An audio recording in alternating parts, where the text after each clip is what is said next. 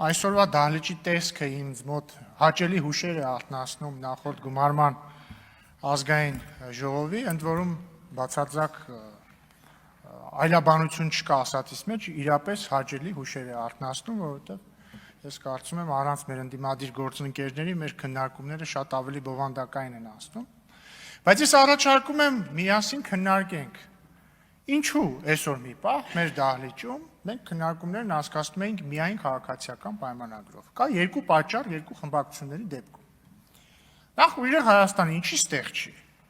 որտեղ ուժեղ Հայաստանի մեր հարգելի գործընկերները նեղացան գնացին։ Սա նոր խոսք է եւի համաշխարհային քաղաքականության մեջ, որ ֆրակցիան ոչ թե բոյկոտում է ինչ-որ բան, ոչ թե չգիտեմ ինչ-որ բան անում, նեղանում գնում են։ Քաղաքական նեղացկոտության հետ մենք գործ ունենք։ Բայց եկեք հասկանանք լավ ինչից նեղացան այս մարդիկ, որովհետև մենք Կտրիչ Ներսիսյանին անվանում ենք Կտրիչ Ներսիսյան։ Եկեք հասկանանք ինչի է տենց ընդհանրապես։ Օրինակ պարոն Կոնջյանը ճիշտ նկատեց, այն առաջի օրն էր երևի, երբ որ ես այս ամբիոնից ասում էի, դե Կտրիչ Ներսիսյանը բան չի, չէ, ասում էի, հա, դուստր ունի, զավակ ունի, պարոն Կարապետյանը իրոք տեղից ասես Գրիգոր Լուսավորիչն էլ զավակ ուներ։ Հիմա եկեք անալիզի ենթարկենք այս պնդումը ու ասողի հետևողականությունը։ Շատ լավ, Գրիգոր Լուսավորիչը իրոք ուներ զավակ։ Գրիգոր Լուսավորիչը ապրում էր 4-րդ դարում, առաջին ղեկավարն էր մեր նոր հիմնադրված եկեղեցու, եւ այն ժամանակ ըստ եկեղեցու կանոնների կարող էր բարձրաստիճան հոգևորականը ունենալ զավակ։ Նորմալ է, նորմալ չի, նորմալ էր։ Բայց ես ուզում եմ ճիշտ հասկանանք, էլի, օրինակ Գրիգոր Լուսավորիչը չի խաբել մարդկանց ասել ես զավակ չունեմ։ Ինքը օֆիցիալ զավակ է ունեցել, ինքը չի զբաղվել անառակությամբ։ Իրան եղել է թույլատրելի։ Սկսենք նրանից, որ երևի Գրիգոր Լուսավորիչը նույնիսկ մինչև իր քրիստոնյա դառնալն է երեխա ունեցել ամենայն հավանականությամբ։ Վստահ չեմ, բայց ենթադրում եմ կարող է այդպես լինի, բայց դա խնդիր չի, իր զավակն էլ է զավակ ունեցել։ Բայց իրանք չեն թաքցել, իրանք օրինական զավակ են ունեցել։ Հաջորդը Գրիգոր Լուսավորչի զավակը դարձել է կաթողիկոս։ Հիմա ես ճիշտ եմ հասկանում, որ առաջարկներն է, որ Կտրիչ Ներսիսյանի դուստրը հաջորդ կաթողիկոսը դառնա։ Հաջորդը մեր կաթողիկոսները դադարել են, ոչ միայն կաթողիկոսները, բարձրաստիճան հոգևորականները, դադարել են ապրել ընտանեկան կյանքով, եթե չեմ սխալվում, Աշտիշատի ժողովից հետո, երբ որ ժողովը եկեղեցական որոշել է, ասել է ժողովուրդ ջան, էլ չի կարելի։ Հիմա եթե ուզում ենք մենք այս մեր իրականությունը, այս չգիտեմ, կավկայական իրականությունից վերադարձնենք նորմալ հում, ուրեմն թող ուժեղ Հայաստանը գաս ինչ է առաջարկում, տարբերակ 1, օրինակ մի քանի տարբերակ կարող եմ առաջարկել։ Թող խոսենք Կտրիչ Ներսիսյանի հետ, նախ թող ամոթ է։ Հայրը պետքա ճանաչի իր զավակներին։ Էլ ինչ հայր, որ իր զավակին չի ճանաչում։ Թող ելնի ասի այո դուստր ունեմ։ Երկրորդը, եթե ուժեղ Հայաստանը համարում է, որ մեզ պետքա ժառանգական կաթողիկոսարան, թող հայտարարի դրա մասին, եւ կքննարկենք, կարող են նաեւ շատ լիբերալ ուղղությամբ գնալ, առաջարկել, որ կին կաթողիկոս ունենանք, իդեմ Կտրիչ Ներսիսյանի դստեր։ Եթե այս ամեն ինչը չեն հայտարարում, թող այս կրկեսը դադարացնեն։ Հաջորդը այդ դմդմփացնելու հետ կապված։ Նայեք, օրինակ ազգային ժողովի պատգամավորը կամ ազգային ժողովի նախագահը, փոխնախագահ, վարչապետը ի բնե իրանք կոնսենսուսային կերպարներ պարտավոր չեն լինել։ Իրանք պետք է լինեն կերպարներ, որոնց վստահել է մեծամասնությունը կամ կոալիցիոն մեծամասնությունը։ Ոչ ոք չի ակնկալում, որ Անդրանիկ Քոչարյանին պետք է բոլորը սիրեն։ Մի մասը պիտի սիրի, մի մասը չպիտի սիրի, այդ հարաբերակցությունն էլ պարոն Քոչարյանից եւ մեզնից է կախված։ Բայց մի գահ, որը կոչվում է ամենայն հայոց կաթողիկոսի գահ, մի պաշտոն, որը կոչվում է ամենայն հայոց հայրապետ, մի քանի բան նշանակում, որ այս մարդը պետք է լինի ամենայն հայոց, բոլոր հայերինը, ոչ թե Քոչարյանինը, Սամվել Կարապետյանինը, Սերժ Սարգսյանինը եւ իր KGB-ի ագենտ եղբորինը։ Եվ ինքնին այն փաստի բերման, որ 700,000 քաղաքացուց ավել քվեարկել է մի քաղաքական ուժի, որ ասում է մենք այս մարդուն պետք է հեռացնենք, կամ ինքնին այն փաստը, երբ որ այդ մարդու անունը անդադ հնչում է Այս կամ այն կերպ անդադ դղրդոցներ են հնչում ազգային ժողովում։ Նշակ մենք ամենայն հայոց չի, ինքը պարակտի չա։ Եվ ինքը պետք է հեռանա հանուն դրա այն մնացած պատճառները մի կողմ թողենք։ Չեն ընդունում այդ մարդը։ Ու մի տարօրինակ իրավիճակ է ստեղծում, այսինքն մեր եկեղեցու ղեկավարը մի մարդ, ում անունը չի կարելի տալ։ Հասկանում եք, այն բան կար, չէ՞, գեղարվեստական գրականության մեջ, ասենք, Հարի Փոթերի մեջ, նա ում անունը չի կարելի տալ։ Բան Լորդ Վոլենդեմորտն է դարել այդ մարդը, Դարթ Վեյդերն է դարել այդ մարդը, դա նորմալ չի։ Մեր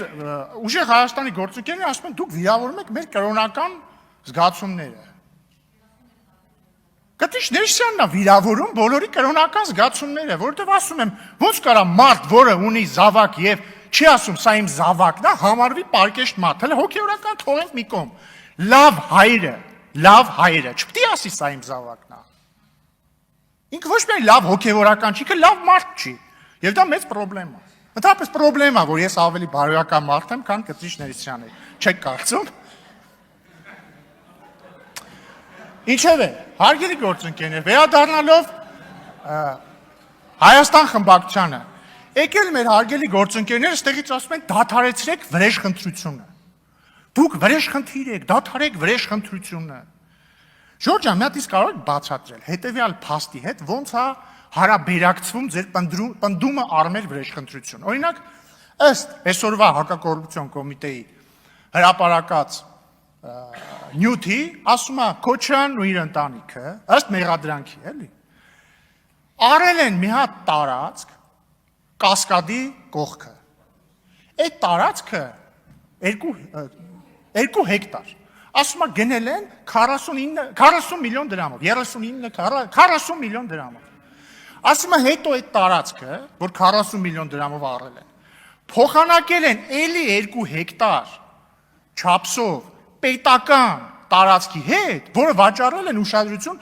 1 միլիարդ 740 միլիոն դրամով։ Այսինքն 1 միլիարդ 700 միլիոն դրամ օգուտ են ունեցել։ Խնդրում եմ ինձ բացատրեք։ Ինչ կապ ունի ստեղ վրեժխնդրությունը, ինչ կապ ունի ստեղ ազգային արժեքները, Թուրքը, չգիտեմ, Դավաճանը, ինչ ասեմ, Կտիշ Ներսիսյանը, մեր ազգային եկեղեցի, մեր արժեքները, մեր դրոշեիսի, ինչ կապ ունի այս ամեն ինչը նրա հետ, եթե ձեր առաջնորդի ընտանիքը ըստ մեղադրանքի առել է մի հատ տարածք 40 միլիոն դրամով, փոխանակել է ուրիշ տարածքի հետ, որը վաճառել է 1 միլիարդ 740 միլիոն դրամով։ Տիկին Գրիգորյան, դուք սիրում եք գալ ստեղ, sense էլի են ձեր կելքոտ ելույթներից ունենաք։ Ձեր ելույթներն էլ պակաս կելքոտ չեն, Տիկին Գրիգորյանի դեպ։ Եկեք բացատրեք, խնդրում եմ, օրինակ կարող եք գալ եւ մեկ հոդաբաշխ բացատրություն տալ։ Ոնց է հնարավոր, որ տարածքը առնում ես 40 միլիոն դրամով, փոխանակում ես մյուս տարածքի հետ նույն չափսի, որը պետական է, ու վուալյա 1 միլիարդ 700 միլիոն դոլար քյար ես անում։ Բացատրեք դրամ, հա, ներողություն։ Բացատրեք, այդ ոնց է հնարավոր։ Ընդհանրապես դուք չեք հոգնել այդ ազգային արժեքները ձեր առաջնորդի ենթադրյալ Գողոնի Վահանի վերածելուց։ Չեք հոգնել։ Հայրենասեր եք, ազգային արժեքները ձեզ հետաքրքիր են, հա։ Հետաքրքիր են, արդարությունը ազգային արժեք, հա։ Արդարադատությունը ազգային արժեք, հա։ Եկեք պաշտպանեք այդ արժեքը։ Այսօր եկեք, խնդրում եմ, եթե դուք բոլորդ ազնիվ եք, այն ամեկը կար, չէ, ասում էր թալ բանը, ինչ է, ապօրինի գույքը պետք է վերադարձվի։ Եկեք ասեք այդ 1 միլիարդ 700 միլիոն դրամը ո՞նց է առաջացել։ Բայց այո, սա վրեժխնդրություն է, սիրելի բարեկամներ։ Արդարադատությունը ժողովրդի վրեժխնդրությունն է։ Ձեր նմաններից։ Եվ մենք վրեժխնդիր ենք լինելու Ռոբերտ Քոչարյանին, այլ ենթադրյալ կոռուպցիոներների, բոլորին հատ վրեժխնդիր ենք լինելու։ Որովհետև, ոնց էր ասում, Երանի նրանց, որ քաղցն ու ծարավն ունեն արդարության, որովհետև նրանք պիտի հագենան։ Ու մենք հագենալու ենք մինչև վերջին կաթիլը։ Ռոբերտ Քոչարյանն էլ մուծվելու է մինչև վերջին կաթիլը այն բոլոր գումարները, որը դատախազությունը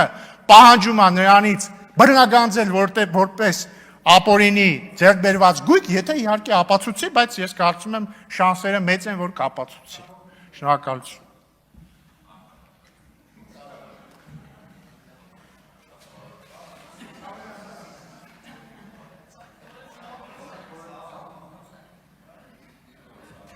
Պարոն Խաչատրյան, համեցեք։